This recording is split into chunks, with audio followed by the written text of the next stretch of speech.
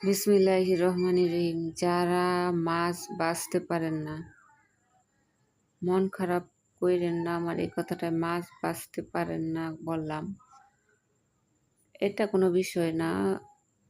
যেমন বাছতে পারেন না বলতে বুঝিয়েছি যে যাদের মাছ করার মধ্যে এইভাবে লেগে যায়। আমি একটু দেখিয়েছি, কারণ আমার মাছ কখনো লাগে না, আর মাছগুলো ভেঙেও যায় না।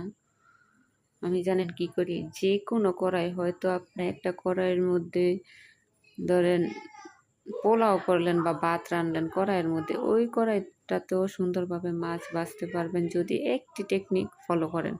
সেটা হচ্ছে এরকম, কড়াইয়ের মধ্যে তেল দিয়ে একবারে ধোঁয়া বের করবেন। তেলটাকে এমনভাবে পুড়ে দিবেন না আবার যে আপনার খেলে তেলটা অসুবিধা হয়। একবারে এমনভাবে করবেন যাতে ঠিকঠাক মতো হয়। একটু ধোঁয়া বের করবেন, কালো ধোঁয়া না, যাতে একটু সাদা ধোঁয়া বের হয়। এরকম ধোঁয়া, তেল দিয়ে ধোঁয়া আনালে কড়াইটা সুন্দর হয়, একদম পিছল হয়ে যায়। আর মাছটাও কড়াইয়ের সাথে একদমই লাগে না। আর মাছ ভাঙলে কিন্তু তরকারির মধ্যে দিতেও ভালো লাগে না, খেতেও ভালো লাগে না।